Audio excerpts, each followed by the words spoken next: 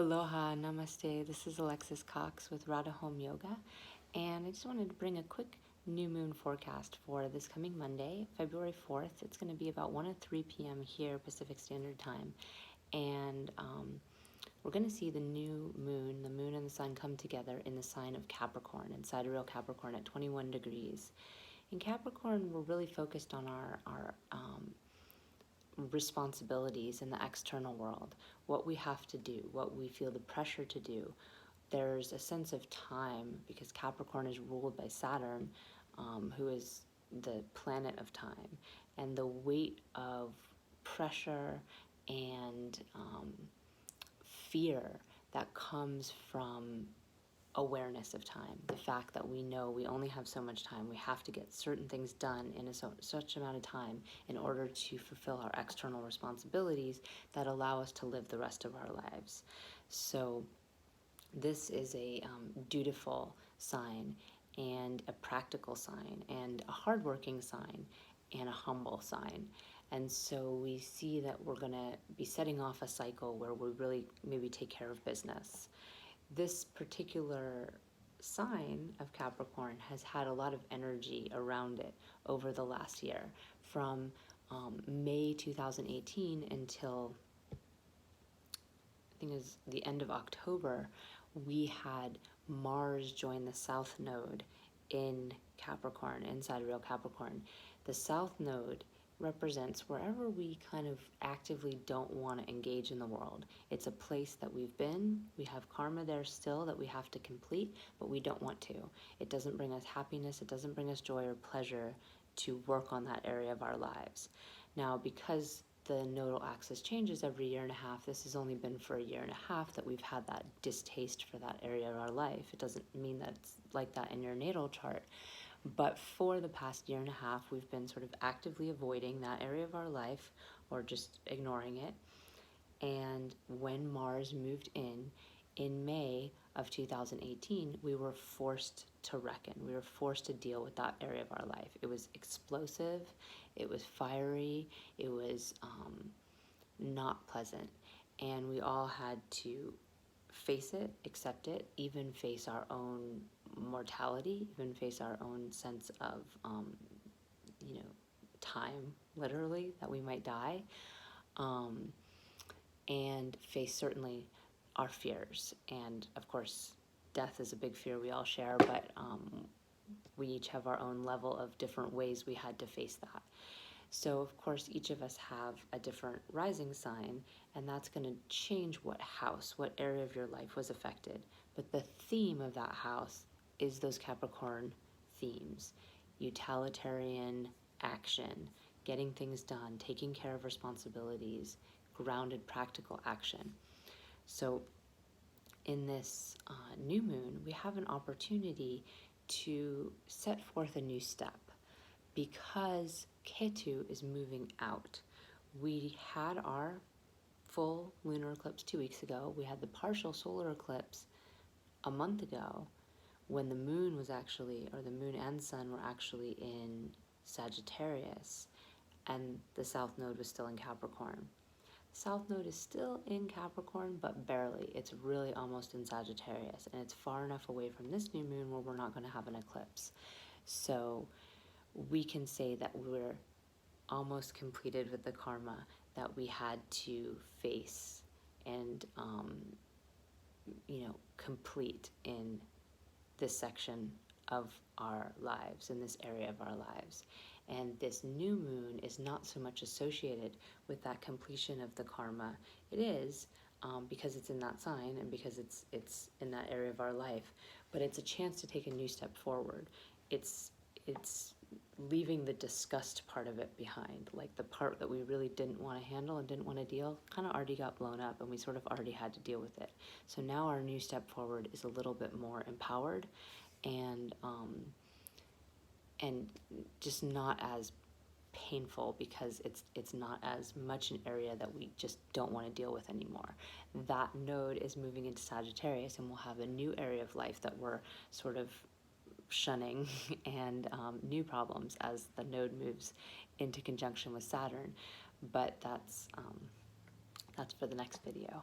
So this new moon is allowing us a chance to maybe even take a moment and listen and wait. Um, the the crocodile, which is associated with this, with Capricorn, is the kind of animal that watches and waits and then takes advantage of the moment that it needs to, and can be vicious or ruthless in the moment it takes advantage. But it's sort of slow moving underneath the surface, one eye up, kind of peeking, and then it jumps on the opportunity when it has a chance. This is the specific star that this new moon is in is called Shravana. And it has the root shrew, which means to listen, or to hear. And if we can take an opportunity to really listen deeper than just the surface of things, deeper than what we want to hear, and deeper than what people want to say, or that kind of surface level that we often reside on in life, and allow ourselves to really quiet the outer noise and listen inside to our deeper truths, our deeper knowledge, um, our connection to spirit, our connection to source, but also to listen and learn from all of that might seem superficial or might seem mundane, and allow the deeper messages to come through, the heart, or the true seed that is in that. If we can allow that to come to us in this new moon, we can be very blessed. The moon and sun are very close degrees to Mercury in this new moon, so we also have that discrimination, that capacity to discern whether something is truth or not truth, whether something is fact or fiction, whether it's coming from an impassioned place, or whether it's just kind of the bare bones details. And while oftentimes Mercury has us speak, this is a good chance to use that buddhi, to use that discrimination and that intelligence to listen instead. So I know I actually just found out there's a Super Bowl going on here in the United States that a lot of people will probably be maybe festive or partying or something like that on Sunday. But actually, as the moon wanes, we really kind of want to go inside. We want to go into more of a meditative space, more of a solitary space, and really honor the draining of our energy. As women, oftentimes we tend to bleed on the new moon, and we tend to have that release and that let go at this time. Of course, that's not true for all women, but the nature of all of us, male or female, is to wane with the moon. Our emotions, our mind, our psyche, they're all waning. They're all going to dark, and the energy it requires to socialize and to be out and about among people can be very draining, especially at this time. So, just taking that into account, the actual new moon again is going to be at 1 o'clock on Monday. So going into the end of Sunday, especially, we're going to really start to lose our energy. And it's midday on Monday, so those early hours of work will be, very, very tiring and very hard for many people. So just something to think about, be aware of. Our calendar, our Gregorian calendar, our work week calendar, all of these things don't correlate with the actual calendar. And when we do start to try to bring our lives into harmony with it, we find that we just flow much better. And it's not always possible, but sometimes it is. So if you can, take some time to meditate and chant. Chanting is a wonderful way to drop into meditation, and especially at a time like this when we have the opportunity to hear, what better way to clear the brain of excess noise and to drop into that deeper, the deeper sounds. We have this specific star is ruled by Vishnu, who's the sustaining deity in the Trinity, and there's a story about him where he incarnates as a dwarf. He incarnates as this dwarf Vamana, and he comes to the demon king Bali, And in the Vedic mythology, the demons are different than what we might associate from a Western perspective. Um, they are desire oriented, and they are oftentimes muddled in this wanting of things, which is desire, and perhaps lust or greed or all these other things, but they aren't bad. And the devas, the gods, are not necessarily good. It's it's more about the balance of light and dark that exists in our world, and the balance of that purity, that part of us that wants to just resonate with higher qualities and be at peace and be still in our mind, and the part of us that has more desire to engage in the world. And these are aspects of ourselves. So this demon god Bali is still very devotional, very devoted to Vishnu, and he recognizes that this dwarf is Vishnu, and he offers to give him any boon he wants, any blessing, any offering. And Vamana says, I would like 3 paces of land. And Bali says, that's not really enough. You're very small, and your feet are small, and you should ask for more.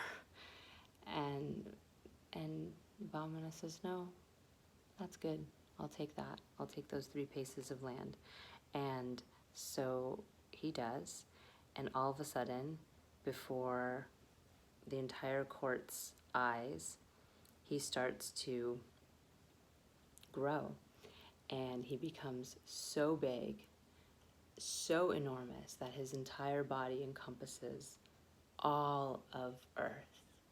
And he takes one step, and it's right, oh no, that's the last part.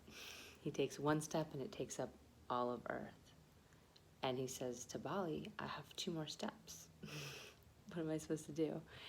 So he takes one more step, and he takes all the heavens, all the higher realms, and then there's no more to take again, and Bali drops his head, and he takes his 3rd step on Bali's head, which is a sign of devotion. Bali is offering himself to Vishnu, and it pushes him down to the underworld.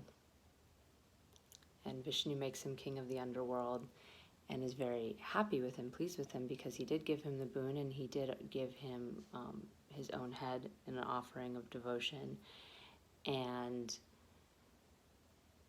that final step takes the 3rd realm. So this star has, well, we call it a star, but it's a cluster of stars, and it's 3 stars. It's Altair and 2 other stars, and they represent the 3 footprints of Vishnu and his in this dwarf form as he takes his land from Bali. So it's with all the mythological stories, they have deeper meanings embedded in them. It's this capacity to listen beneath the surface. There's the surface story, which is perhaps what we tell children. In India, certainly children will hear these different stories, and maybe they hear it on one level, and then maybe people who are engaged in the world might hear it just a little bit. There's a moral to this story. I can hear the moral, be devotional, or be giving, or maybe it's, maybe you're serving God, whatever the different morals might be of a story. But then there's even maybe another level to the story as well. And if we allow ourselves, we can become conduits for this other energy, this other wisdom that's encoded in these different stories, for sure, but it's also encoded in other areas in life. It's encoded in nature, it's encoded in chanting, it's encoded in song, in music, it's encoded in our own selves in so many ways. So the more we take that time to listen and to tune in, the more we are likely to get the really sweet nectar out of life. And that's a lot of what this nakshatra can offer us. We have Venus and Saturn moving together in Sagittarius, in the sign of Sagittarius. Venus is still in earlier degrees at 6 degrees Sagittarius, and Saturn is farther along. But by the 18th of this month, we'll see them come together. And Venus in Sagittarius has maybe been giving us more pleasure and happiness derived from our spiritual practices, derived from our ideals and beliefs. It might be something we're actually seeking for pleasure purposes, spiritual connection in relationships, and just doing these kind of activities can bring us a lot of pleasure and joy. When Venus moves into Saturn's orb, we're going to see the pressure come on a little more. So that commitment to beliefs that we've been experiencing with Saturn and Sagittarius, that commitment to our ideals and possibly even to our spiritual practices is there, but it's not pleasant because it's Saturn. Saturn does not usually feel pleasant. It feels like pressure. It feels like something we have to do, like a responsibility. When Venus moves in there, we're going to feel that pressure on our relationships and on our sense of happiness. So we might not get all the joy and pleasure that we've been getting out of it. It might feel a little bit more like work or pressure or responsibility. But the commitment part will still be there. And we will maybe even find ourselves committing to partners or people from that same place, that pressure place, not necessarily the joy place. So that's just something to keep into mind when that time comes up, right around, well, a little bit sooner than that, we're going to have another alignment that's going to be kind of unfriendly for us, and that is that Mars is moving out of Pisces, where it's been for the last, I think, 5 or 6 weeks, and it's moving into its own sign of Aries. So in Aries, Mars is a little bit more selfish. No, it's a lot more selfish, actually, and self-motivated. It's courageous and strong and powerful, but very focused on starting something new, getting out there, cutting things off that are in the way, blinders on, just going for it. And Mars has been in the sign of Pisces, where there's a lot more connectivity to, again, the spiritual realms, the emotional realms. Actions might have had this watery feeling of back and forth and side to side, and not so much direct forward going. And Jupiter and Mars have been an exchange of signs, so there's been a lot of blessing there as far as following our teachings, following our spiritual path, having the courage to dive deep within ourselves and really face our own shadows, really face our own truths.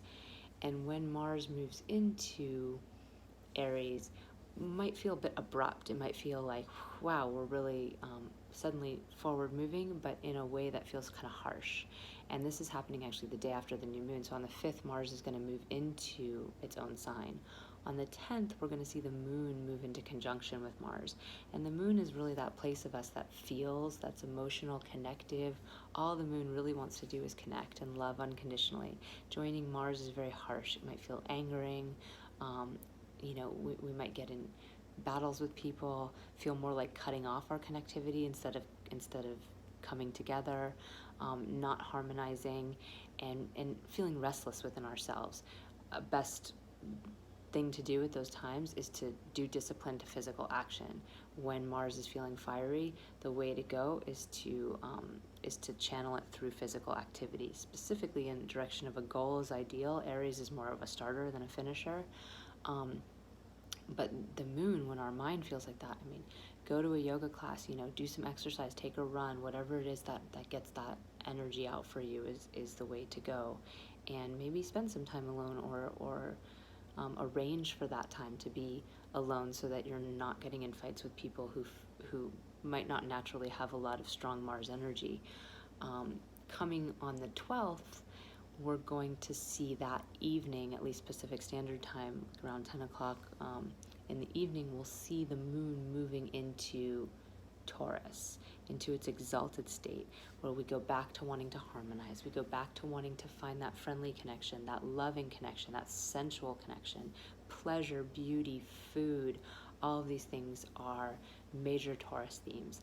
And so into Valentine's Day, into the night of Valentine's Day for, again, Pacific Standard Time. It'll be into the morning on the 15th for people who are in later time zones, we are going to have that moon in its really nice placement, its exalted placement in Taurus, and there's going to be a drishti from Jupiter and Scorpio on that moon, offering maybe even more generosity, maybe some sweets, and maybe even a little depth to the connection. So it's not just sort of a surface, fun, pleasure experience, but where maybe there's some deep soul connection and sharing of more of the more mysterious, darker, fear-based parts of ourselves that can bring us, to deeper connectivity with another human if we're trying to relate, than just having that surface pleasure, flowers and candy kind of experience. So that is where we're going and where we're headed, and I hope this was helpful. If you have any comments, please leave them below. You can like and share this video and read the rest of the article if you'd like. You can sign up for my newsletter and get these twice a month forecasts come directly into your inbox, and there's also a free gift where you get where Jupiter is right now in Scorpio for all 12 rising signs. So I hope to see you again soon. Blessings on your new moon, and namaste.